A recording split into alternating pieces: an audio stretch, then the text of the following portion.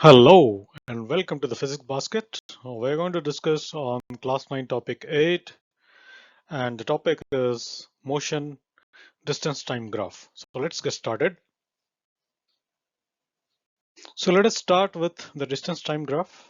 So an object is starting with rest and that is traveling below distances every second. So let us look at this table. At 0th second it's traveled 0 meter, then 5 meter in the first second, 10 meter in the second, 15th meter it covers by the time it covers 3 seconds, and at the end of 4 seconds it covers 20 meter.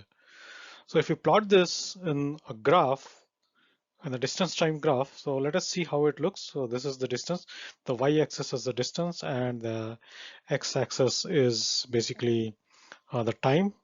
So if you plot it, it comes to be a straight line because we have 0 0 at the start, and then we have 1 5, which is 1 the time and 5 is the distance, and then we have 2 10 distance versus time, and again 3 and 15 and 4 and 20. So if you plot it, it becomes a straight line that is traveling through the origin.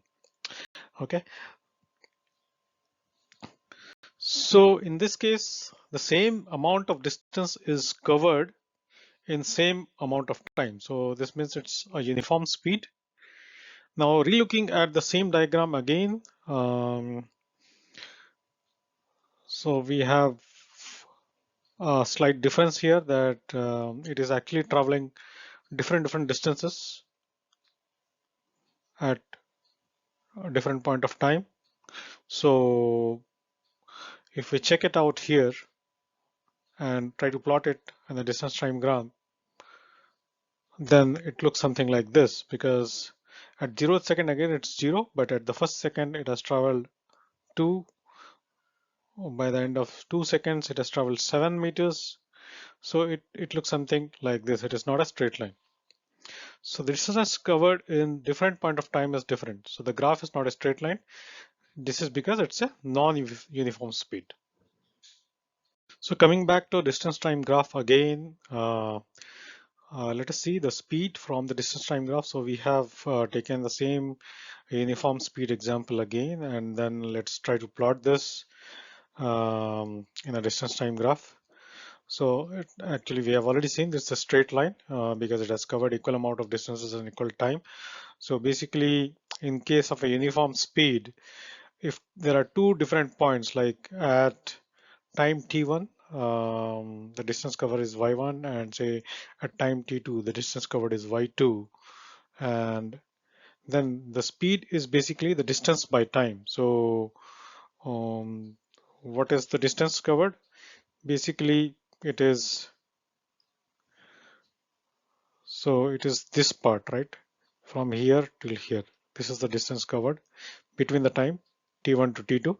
So that's the reason it is y2 minus y1 divided by the time. So time difference is, we are actually taking a time in between. So it is the time when the observer sees the object moving. So in this case it is t2 is the final time and t1 is the starting point. So we'll say t2 minus t1. So it is basically, we can calculate it to be 5 meter per second.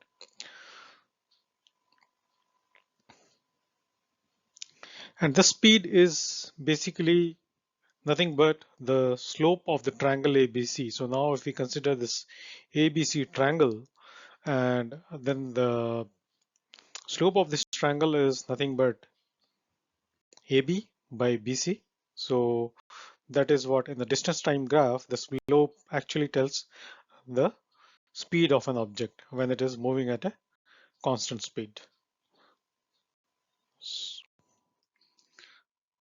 So coming back to the same distance time graph, but in this case, it's a non-uniform speed.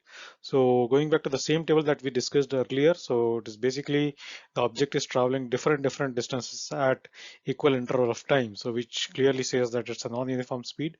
And plotting the same graph again. So we have something like this, because at different interval of time the distance covered is different. So the graph is normally not a straight line, it's something like this. Basically we plotted the time in the x-axis and the distance on the y-axis, which is what is the convention is. So based on that, we get a graph like this. So at each interval of time, right, if we want to consider, then the speed is different.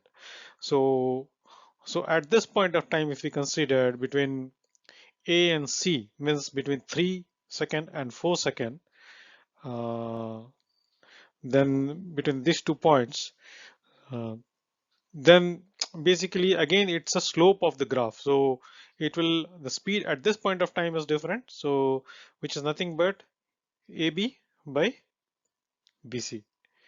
Again, similarly, again in this particular triangle, the speed is different because the time frame between D and E, which is, if we can try to see here, it is 2 second to 3 second, the speed is slightly different. So again, we can calculate it by the slope of this particular triangle. So from where we get, again, in this particular right angle triangle, it is CD by D. So which becomes the speed at this point of time, which is again a different speed. So average speed is basically determined by a larger slope. So the total average speed, if you want to see in this particular graph, it can simply be determined by this particular right angle triangle, wherein it will be, you can say it is, if you know what is AF, we know because the total distance we know, and the total time taken. So average speed formula, again we know as usual that it's total distance by total time taken, or nothing but the slope of the complete diagram, means across different span of time, though the distances covered are different, but your slope actually tells you the total average speed, which is nothing but AF by FG. This is the AF by FG, which is the slope of this particular triangle.